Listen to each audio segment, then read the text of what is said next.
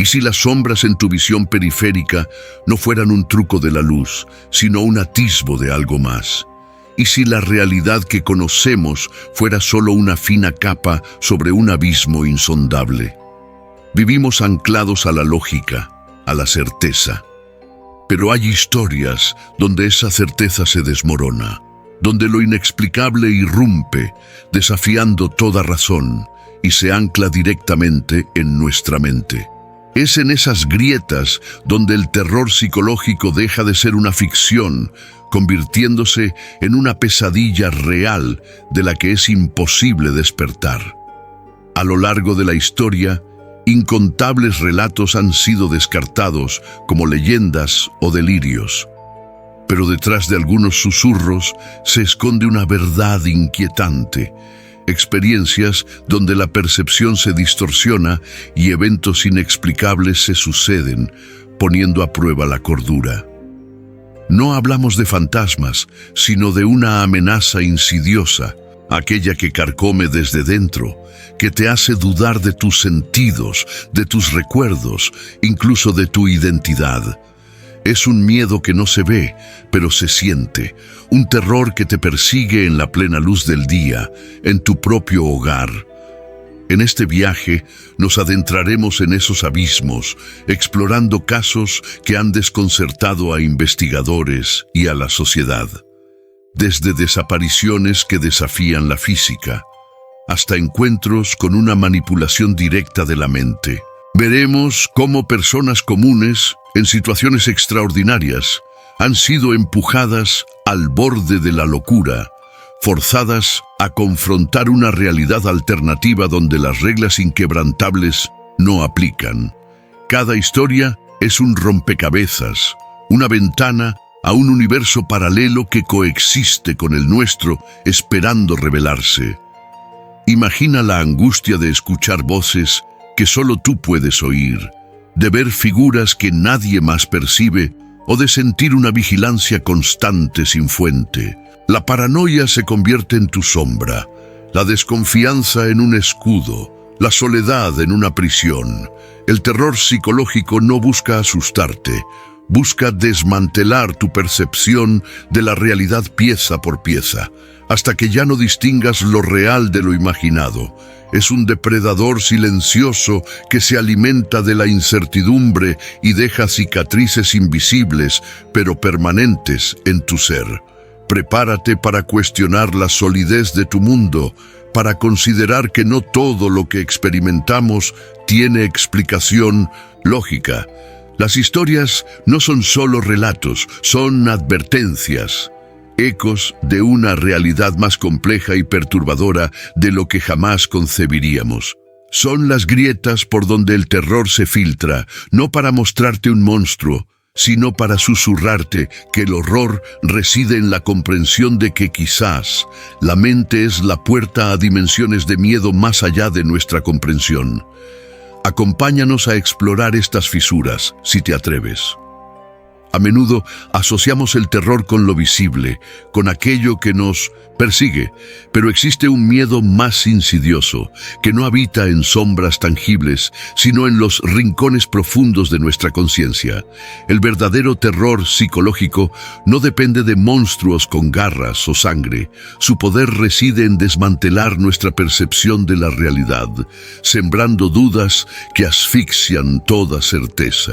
No es un miedo a lo externo, sino a lo que podría estar dentro, o a la idea de que la realidad misma es una construcción frágil, manipulable por fuerzas invisibles, o la maldad humana más sutil.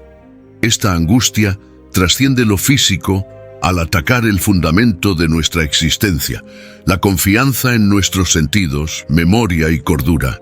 Cuando la línea entre lo real y lo imaginario se difumina, voces internas se vuelven indistinguibles de las externas, o eventos cotidianos adquieren un matiz siniestro. El individuo se halla en un laberinto sin salida.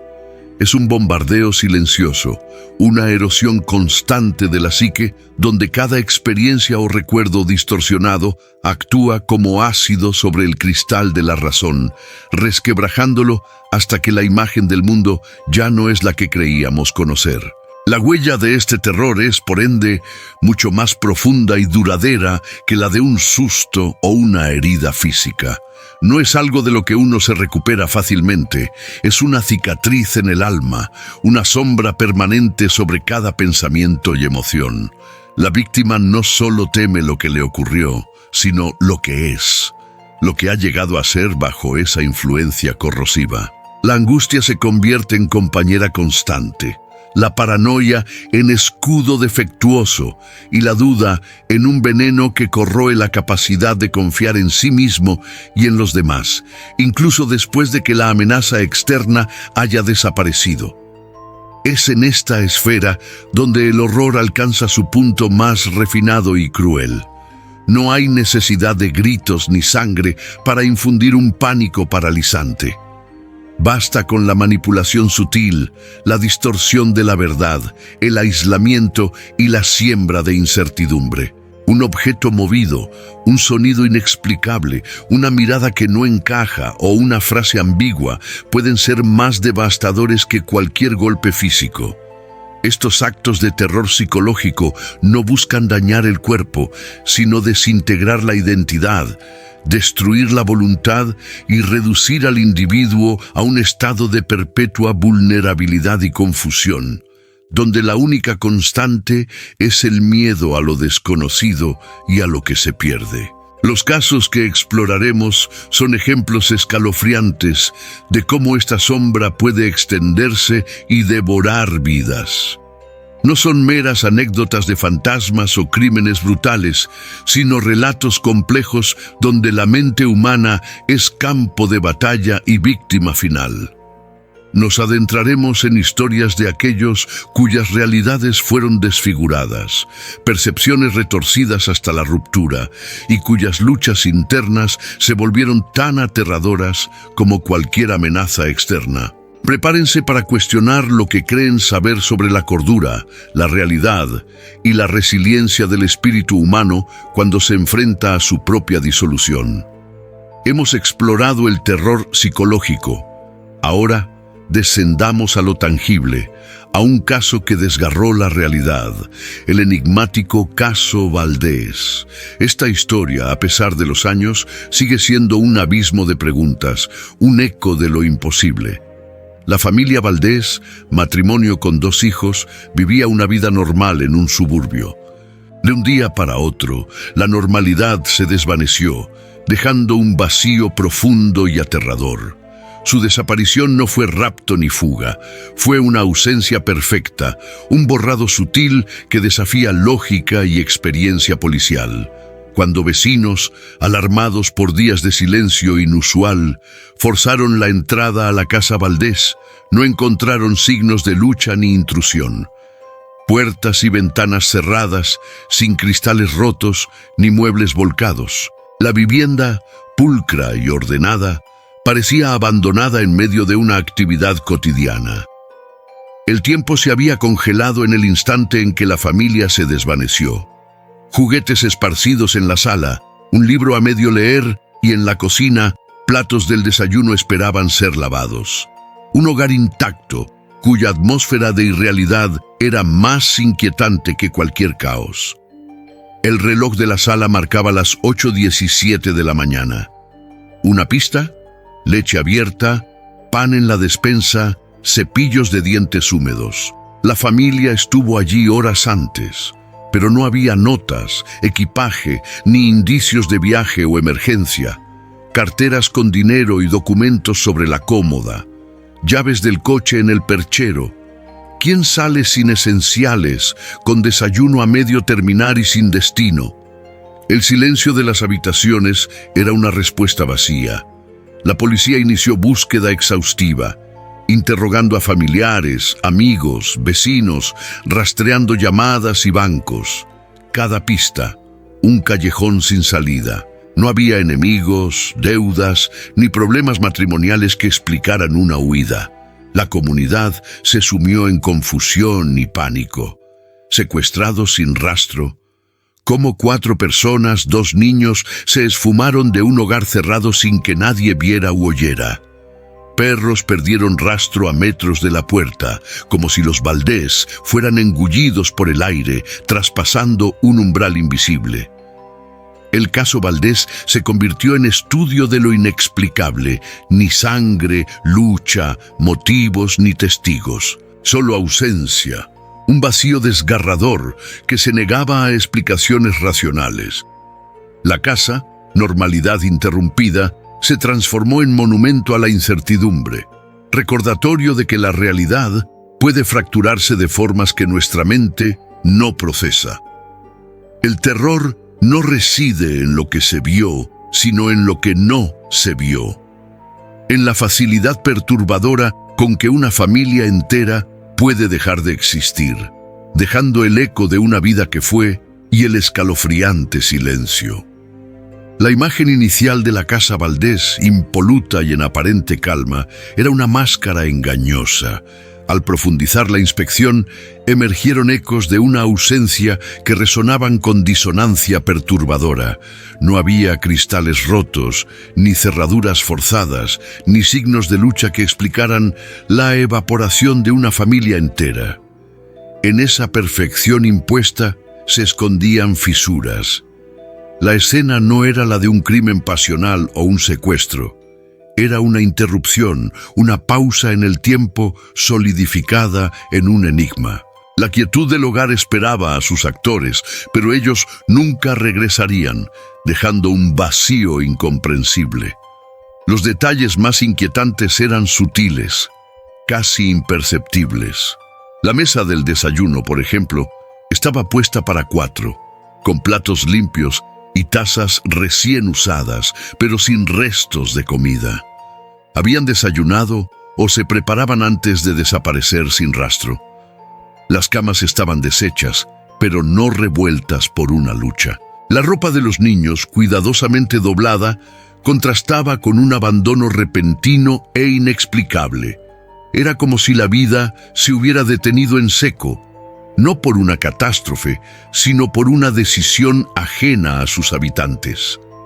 Quizás lo más perturbador fue la ausencia de notas claras, amplificada por el silencio sepulcral de la casa. No se encontró ninguna carta de despedida, ni mensaje de auxilio. Sin embargo, en el estudio de la señora Valdés, se halló un cuaderno abierto en una página con símbolos garabateados, ininteligibles para los expertos. No eran un idioma conocido ni un código.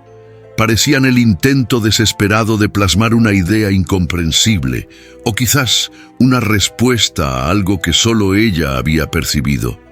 Un mensaje para nadie, o para alguien que ya no estaba allí. Un eco de una conversación silente. Y luego estaban los objetos fuera de lugar. Un juguete de madera del hijo menor, un pequeño tren, no estaba en su caja ni en la habitación. Fue encontrado cuidadosamente colocado en el estante de libros de la sala, junto a una primera edición de un clásico de terror gótico. Un detalle ínfimo, pero que desentonaba con la rutina familiar. Otro ejemplo fue el álbum de fotos, abierto en una página que mostraba una imagen de la familia Valdés sonriendo en la playa. El marco, sin embargo, estaba ligeramente inclinado, como si alguien lo hubiera movido a propósito. Pequeñas alteraciones que se convertían en pistas sin destino. En conjunto, estos detalles no formaban un rompecabezas con piezas que encajaran. Más bien, creaban un tapiz de contradicciones, un collage de normalidad y extrañeza entrelazadas. La casa Valdés no había sido asaltada. Había sido alterada por una mano invisible que reorganizó la realidad de sus ocupantes, dejando un vacío que gritaba en silencio. Las pistas eran abundantes, pero perversamente inútiles. Cada anomalía, cada objeto sutilmente desplazado, cada símbolo críptico solo servía para profundizar la convicción de que la familia Valdés no había desaparecido, sino que ante un vacío tan absoluto, la mente humana se aferra desesperadamente a la lógica, buscando un ancla en el mar de lo incomprensible. Las primeras teorías, casi instintivas, orbitaban en torno a dos ejes: una desaparición voluntaria, orquestada por la propia familia, o una intervención externa, un rapto tan meticuloso que desafiaba toda comprensión. Los investigadores, inicialmente esperanzados, se lanzaron a desentrañar hilos que, uno tras otro, se deshilachaban en sus manos, dejando solo la cruda realidad de un enigma que se resistía a cualquier clasificación forense o psicológica. La promesa de una explicación se convertía en una quimera cada vez más distante. La hipótesis de una fuga voluntaria fue, sin duda, la primera en ser explorada con ahínco. Problemas financieros ocultos, una doble vida secreta, el deseo de empezar de nuevo, lejos de todo y de todos. Se investigaron cuentas bancarias, historiales laborales, relaciones personales, pero nada, absolutamente nada, sugería un plan de huida tan elaborado. No había retiradas masivas de dinero, no se habían vendido propiedades, ni se habían despedido de forma inusual. La idea de que una familia entera, con un hijo pequeño, pudiera simplemente evaporarse sin dejar una sola nota de despedida, sin un equipaje preparado, sin un coche en el que marcharse, se desvanecía ante la ausencia de cualquier preparativo lógico. Luego vino la sombra de la intervención forzada, un secuestro, un asesinato múltiple con posterior ocultación de cuerpos, un acto de venganza. Pero aquí, de nuevo, el silencio de la escena del crimen era ensordecedor. No había signos de lucha, no había forzamiento en puertas o ventanas, no había huellas dactilares de intrusos desconocidos, ni siquiera el más mínimo rastro de sangre que indicara violencia. ¿Quién podría llevarse a 3 personas, incluyendo un niño, de una casa sin dejar el menor indicio de forcejeo o coerción? La perfección de la ausencia, la pulcritud del vacío, contradecían cada manual de investigación criminal, frustrando a los detectives en cada giro. La frustración se convirtió en una constante, una compañera silenciosa que acechaba en las salas de interrogatorio vacías y en los informes forenses que no arrojaban luz. Cada pista potencial, cada rumor, cada testimonio periférico era examinado con lupa, solo para desvanecerse en el aire como una ilusión. Los investigadores se encontraban en un laberinto sin salida, donde cada camino prometedor terminaba en un muro de silencio. La impotencia se asentaba, no solo por no poder resolver el caso, sino por la incapacidad de siquiera comprender la naturaleza del problema. Se sentían persiguiendo fantasmas, intentando atrapar el viento. El legado más perturbador del caso Valdés no fue solo la ausencia de una familia, sino la ausencia de una explicación. Dejó una grieta en la percepción colectiva de seguridad, un recordatorio escalofriante de que existen fuerzas o circunstancias capaces de borrar existencias sin dejar rastro, sin obedecer las reglas que creemos conocer. Es el terror primario de lo desconocido, la angustia de que un ser querido pueda simplemente dejar de estar, no por una tragedia reconocible, sino por una abstracción, por un vacío tan profundo que desafía la razón y la lógica, dejando a su paso solo el vértigo de la incomprensión y una pregunta que aún hoy resuena: ¿cómo? El terror en el caso Valdés no residía solo en la desaparición, sino en el vacío inexplicable que dejó. Una ausencia total de explicación, una escena sin lucha, una víctima simplemente desvanecida. Esta nada palpable nos arrastra a una faceta aún más perturbadora del horror. Ya no hablamos de crímenes con motivos claros o entes que dejan huellas físicas. Entramos en un terreno donde la amenaza se desdibuja, sin forma ni sombra, solo una presencia opresiva que se siente, pero no se ve. Es un acoso que desafía la lógica, imposible de combatir o probar por su naturaleza inmaterial. Este es el reino del acoso inmaterial, la persecución invisible. No hay golpes ni susurros identificables.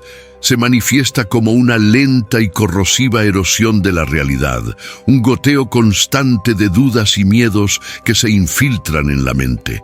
Quienes lo experimentan lo describen como una sensación de ser observado, una presión ambiental que no proviene de un objeto físico, sino de una entidad que parece existir en los intersticios de la percepción. Es un depredador que se alimenta de la incertidumbre, florece en el aislamiento y convierte lo familiar en hostil. La mayor amenaza no reside en lo que podemos ver, sino en aquello que se instala en la psique, consumiendo lentamente la cordura. Imaginen despertar cada día con la certeza de que algo invisible acecha, manipulando pensamientos y emociones.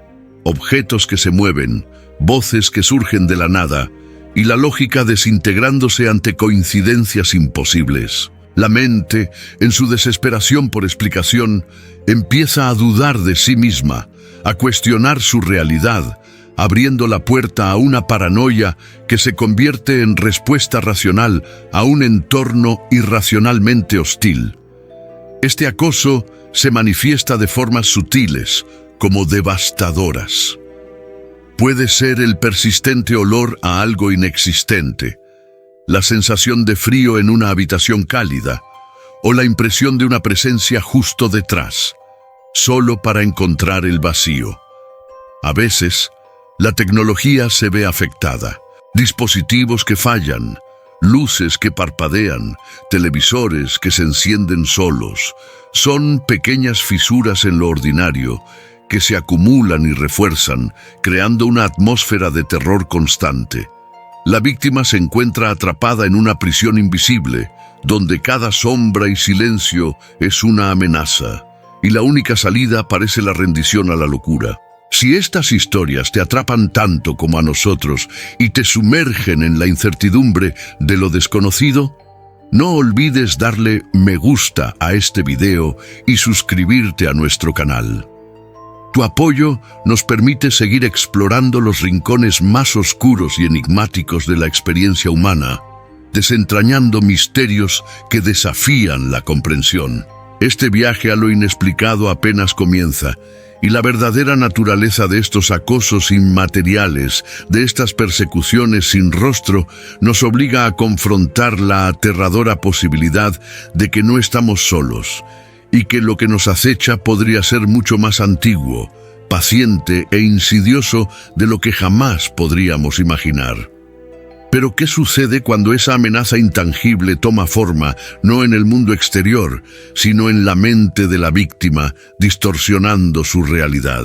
Aquí, la historia de Sofía Ribeiro se entrelaza con el hilo escalofriante de lo inexplicable. Sofía no era investigadora paranormal, era una joven artista, pintora con talento para capturar la esencia de la luz y la sombra. Su vida transcurría entre los colores de su estudio y una rutina tranquila. Un día, esa quietud se rompió, dando paso a susurros y la sensación de ser observada. Lo que comenzó como incomodidad, un presentimiento, pronto escalaría a una batalla por su cordura, documentada en un diario personal. Sofía comenzó a registrar cada incidente, cada sensación extraña, buscando un patrón o una explicación lógica que desmantelara la ansiedad.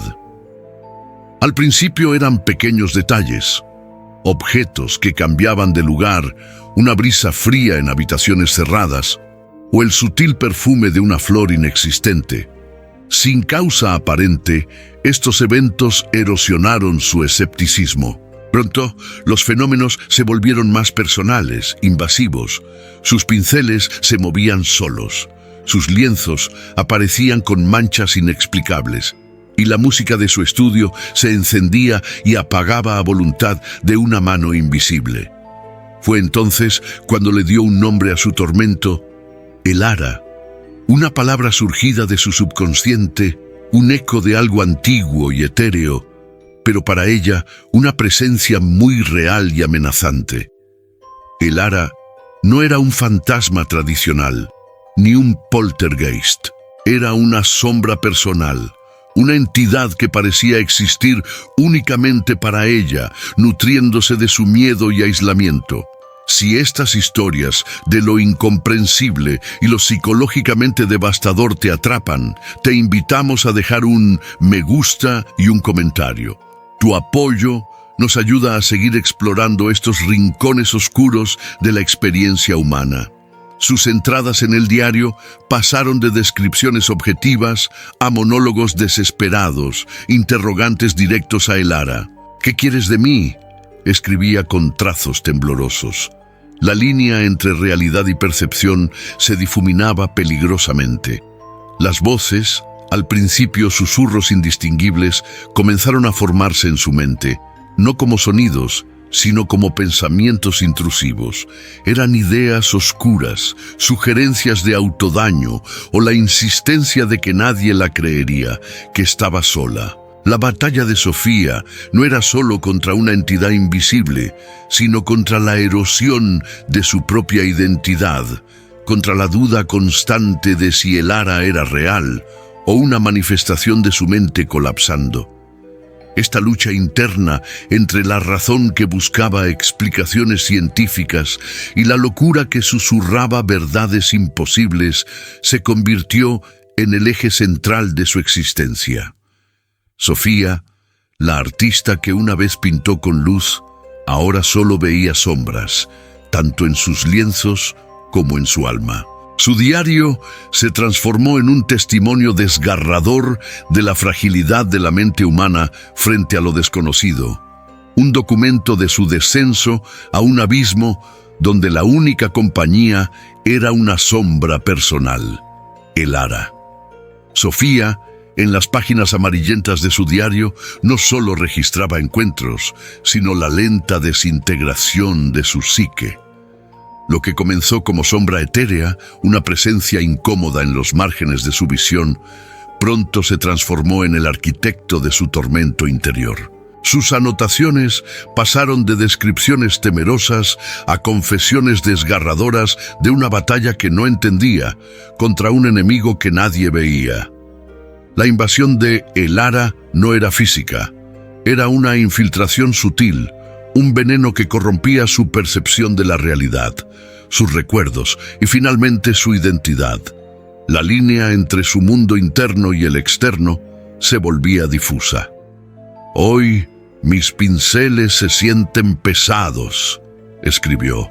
«Los colores vibrantes que fluían de mi alma ahora parecen apagados, contaminados por una neblina invisible. Elara me susurra dudas, no palabras audibles, sino sensaciones, corrientes frías de incertidumbre que me hacen cuestionar cada trazo, cada idea. ¿Es mi arte realmente mío o un eco distorsionado de su influencia? Me hace dudar de mis talentos, de mi propósito. Es como si me robara la inspiración, dejando solo un lienzo en blanco y una mente agotada». Este patrón se repetía, pequeñas intrusiones que sembraban la desconfianza en sí misma, en sus habilidades y memoria, hasta no saber qué era real o una manipulación. Su estudio, antes santuario de creatividad, se convirtió en prisión de paranoia.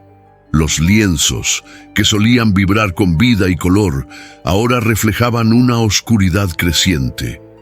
Sus autorretratos mostraban ojos cada vez más hundidos, una expresión de terror silencioso, como si la esencia de su espíritu fuera drenada. Las formas abstractas que pintaba adquirieron contornos amenazantes, sombras que se retorcían en sus composiciones, insinuando la presencia constante de Elara.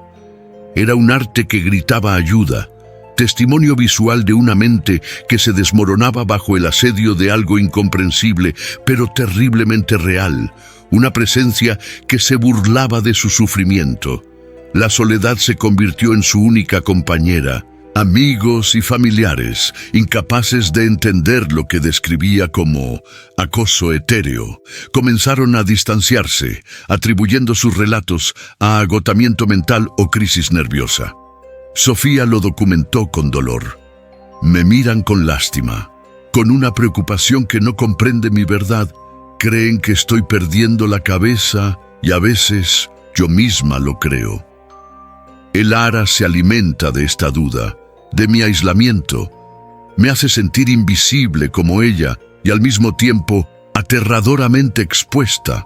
No hay golpes, no hay marcas, solo el vacío de la comprensión y la certeza de que mi cordura se desvanece sin rastro físico de un agresor. La falta de pruebas externas era su mayor tortura, invalidando su experiencia. Así, el Ara no solo le arrebató su paz mental, sino su voz, su credibilidad y, en última instancia, su capacidad para discernir la realidad. El diario de Sofía se cerró con entradas cada vez más fragmentadas y desesperadas, hasta que las palabras se volvieron ilegibles, meros garabatos que reflejaban el caos interno. Su espíritu, antes vibrante y creativo, fue quebrado, desmantelado pieza por pieza por una entidad que operaba en los rincones más profundos de su mente, sin dejar huellas físicas, solo un rastro de destrucción psicológica. Un testimonio silencioso de cómo un espíritu puede ser pulverizado, no por la violencia de una mano, sino por la implacable erosión de una sombra invisible.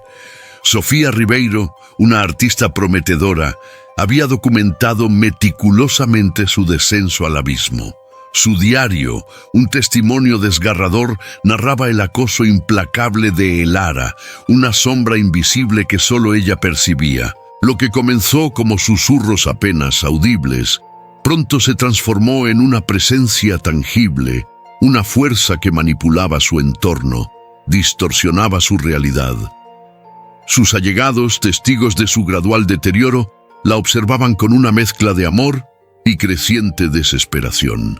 Las pinceladas vibrantes de sus lienzos se volvieron oscuras, retorcidas, habitadas por formas espectrales que reflejaban su tormento interno. Cuando la cordura de Sofía se deshilachó por completo, sus padres buscaron ayuda. Los mejores especialistas en psiquiatría y neurología se volcaron en su caso. Tras exhaustivas evaluaciones, el diagnóstico fue unánime: esquizofrenia paranoide. Los médicos explicaron que el Ara era una alucinación compleja, una manifestación de su mente enferma, un mecanismo de defensa o un producto de la desorganización neuronal. Se le prescribieron antipsicóticos potentes, terapias cognitivo-conductuales y un seguimiento riguroso. Durante un tiempo hubo una tenue esperanza. Las dosis elevadas parecían sofocar la voz de El Ara, aplacar su presencia.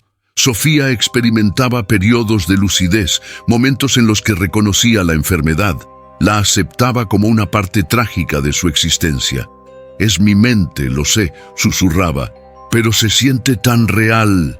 Sin embargo, El Ara no se rindió. A pesar de la medicación, los episodios regresaban con una ferocidad renovada. Sofía describía cómo la entidad no solo se manifestaba visual y auditivamente, sino que parecía interactuar con el mundo físico. Objetos que se movían solos, cambios bruscos de temperatura en su habitación, susurros que otros decían no escuchar pero que ella juraba provenían de fuera de su cabeza. Los médicos lo atribuían a la sugestión, a la interpretación distorsionada de eventos cotidianos, a la propia naturaleza engañosa de la psicosis. Pero había algo en la consistencia de sus relatos, en la especificidad de los ataques de El Ara, que inquietaba incluso a los más pragmáticos. ¿Cómo explicaban las marcas inexplicables en su piel, finas líneas rojizas que ella atribuía a El Ara, y que aparecían incluso bajo estricta observación médica sin que nadie pudiera justificar su origen? o el hecho de que en una ocasión un dibujo de Elara que Sofía había esbozado en un cuaderno que ella misma había guardado bajo llave apareció misteriosamente sobre la mesa de su estudio, como si una mano invisible lo hubiera extraído y colocado allí. Su final fue tan enigmático como su vida. Una noche, Sofía fue encontrada en su estudio, las paredes cubiertas con símbolos extraños, su cuerpo inmóvil. La autopsia reveló una sobredosis accidental de su medicación, un desenlace trágico, pero médicamente explicable. Sin embargo, en la escena, los investigadores notaron un detalle escalofriante. Una de sus últimas pinturas, aún húmeda, mostraba a Sofía siendo arrastrada por una figura sombría con la palabra Elara grabada en la esquina inferior. La expresión de terror en el rostro pintado era idéntica a la que sus padres recordaban haber visto en ella horas antes de su muerte. Los informes médicos y psiquiátricos cerraron el caso con el diagnóstico de enfermedad mental severa y suicidio accidental. Pero para aquellos que conocieron a Sofía y para quienes revisaron su diario y sus obras, la sombra de Elara persistía. ¿Fue todo una manifestación extrema de la mente humana? ¿O acaso hubo algo más? Una verdad oculta en los intersticios entre la ciencia y lo inexplicable que se llevó a Sofía Ribeiro a un lugar donde la razón no podía seguir. El caso de Sofía Ribeiro, inicialmente confinado a expedientes médicos psiquiátricos, pronto trascendió lo individual para infiltrarse en el tejido mismo de la comunidad de Oak Haven. Lo que al principio se diagnosticó como psicosis severa, una mente fracturada por demonios internos, comenzó a resonar con inquietante familiaridad en relatos susurrados de los vecinos. No había pruebas físicas de un agresor, ni sombra tangible que justificara su tormento, pero la erosión de su cordura, su arte y su percepción de la realidad se convirtió en un presagio ominoso para todos. Poco a poco, los fenómenos inexplicables que habían atormentado a Sofía empezaron a manifestarse a escala colectiva, como una niebla mental que se extendía. Al principio eran sutilezas apenas perceptibles, el eco de conversaciones inexistentes en calles vacías al anochecer, la persistente sensación de ser observado desde ventanas oscuras, objetos cotidianos que cambiaban de lugar sin explicación lógica, solo para reaparecer en sitios absurdos. Luego, la intensidad aumentó exponencialmente. Los sueños de los habitantes se volvieron vívidos y extrañamente compartidos. Pesadillas recurrentes donde una figura amorfa, una presencia que algunos llamaron Elara, en susurros, desmantelaba sus recuerdos más preciados, alterando rostros y eventos. Las voces, antes meros susurros distantes, se hicieron más claras, sembrando dudas sobre la lealtad de sus seres queridos, cuestionando la autenticidad de sus experiencias. La confianza, cimiento inquebrantable de cualquier comunidad, se desmoronó con velocidad alarmante. Los vecinos se miraban con recelo, buscando signos de la influencia en los ojos del otro, en sus gestos. ¿Eran los extraños comportamientos de sus hijos producto de la misma aflicción invisible, o eran ellos mismos quienes perdían el juicio, arrastrados por una locura colectiva? Las discusiones estallaron por trivialidades, escalando rápidamente a acusaciones de traición, engaño y finalmente locura, la realidad compartida. Esa construcción social que nos ancla a un mundo comprensible se fragmentó en miles de percepciones individuales y contradictorias, imposibles de conciliar. La ciencia, impotente, solo podía ofrecer diagnósticos de histeria masiva, negándose a reconocer la naturaleza singular de lo que ocurría en Oak Haven. El pánico se apoderó de Oak Haven como enfermedad silenciosa. Las familias se encerraron en sus hogares, pero el terror no venía de fuera. Se gestaba en el interior, en el silencio opresivo de sus mentes, en la certeza de que algo invisible y omnipresente los despojaba de su identidad, de su historia. Los espejos reflejaban rostros ajenos por instantes fugaces. Los recuerdos se reescribían con detalles falsos. Las fotografías mostraban personas que nunca habían existido o eventos jamás ocurridos. La línea entre lo real y lo imaginario se borró por completo, y con ella la capacidad de discernir la verdad de la fantasía. La gente empezó a hablar sola, a discutir con sombras, a ver lo que nadie más veía, o a no ver lo que estaba justo frente a ellos. Oakhaven se vació, no por una plaga visible o desastre natural tangible, sino por el contagio del miedo más profundo, por la desintegración de la mente colectiva. Las casas quedaron en pie, estructuras huecas y deshabitadas, pero sus almas se habían evaporado, llevándose consigo la noción de una realidad estable y compartida. Solo quedó el eco de un silencio que gritaba la victoria de lo inexplicable, un monumento a la fragilidad de la cordura humana cuando se enfrenta a un enemigo sin forma, sin cuerpo, solo una presencia insidiosa que desmantela el alma, un recuerdo borroso de lo que fue una comunidad. Lejos de la mirada del mundo, Oakhaven era un enclave de tranquilidad rural hasta que algo se rompió. No fue un estruendo, sino un susurro que se extendió: los sueños. Al principio, meras coincidencias, relatos aislados de figuras sombrías, pero la frecuencia y la identidad de estas visiones nocturnas comenzaron a unificar a los habitantes. Cada amanecer, el aire se cargaba con la misma sensación de pavor, una réplica exacta de los terrores que asaltaban sus mentes, tejiendo una red invisible de miedo sobre el pueblo. La singularidad de Oakhaven residía en su aflicción. No solo compartían los sueños, la línea entre lo onírico y la vigilia empezó a desdibujarse. Gente común, a plena luz del día, reportaba visiones fugaces de las mismas entidades o escenarios que poblaban sus noches. Un anciano juraba haber visto el pozo seco de sus pesadillas en la plaza. Una madre, la figura encapuchada en el bosque.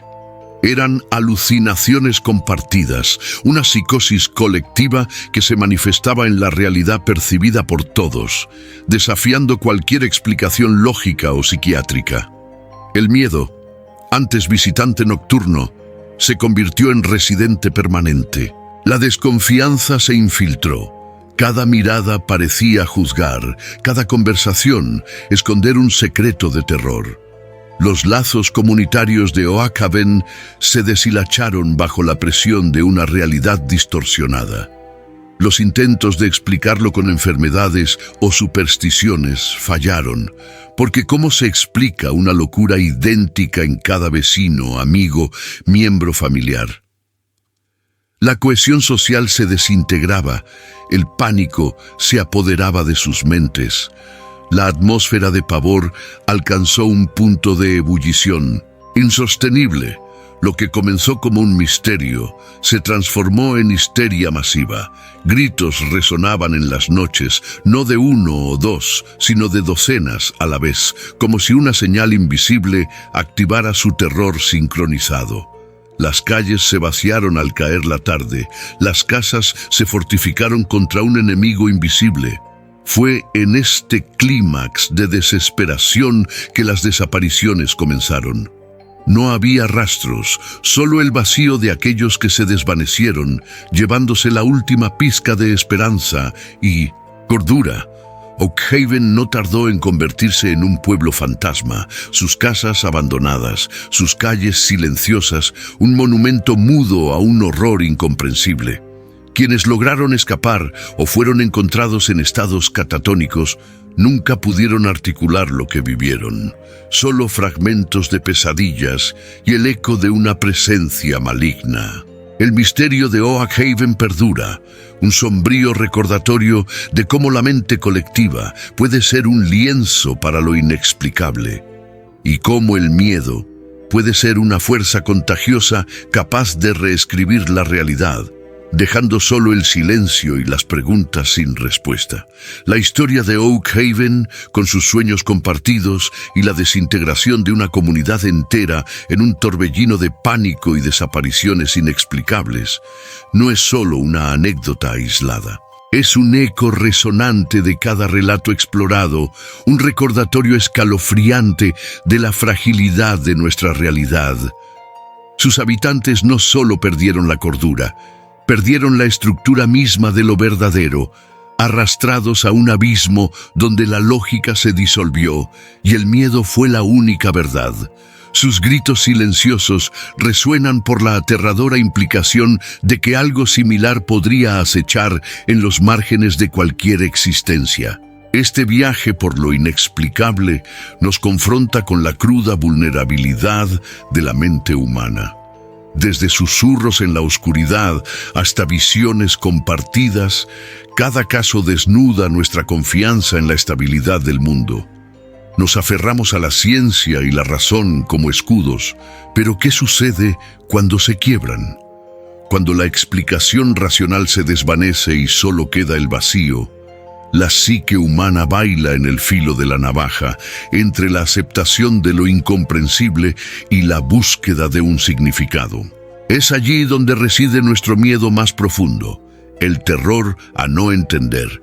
Los límites de la ciencia, que creíamos inexpugnables, se revelan porosos ante estos fenómenos. ¿Cómo catalogamos un evento que desafía la física, la biología o la psicología conocida? ¿Lo descartamos como ilusión colectiva o anomalía estadística? ¿O contemplamos dimensiones de la existencia veladas, operando bajo leyes que aún no desciframos? Cada misterio sin resolver es una grieta en nuestro entendimiento, un recordatorio humillante de que el universo es vasto, indiferente e incomprensible para nuestra limitada percepción. Es una invitación a la humildad intelectual. Y en esa humildad emerge la pregunta más perturbadora.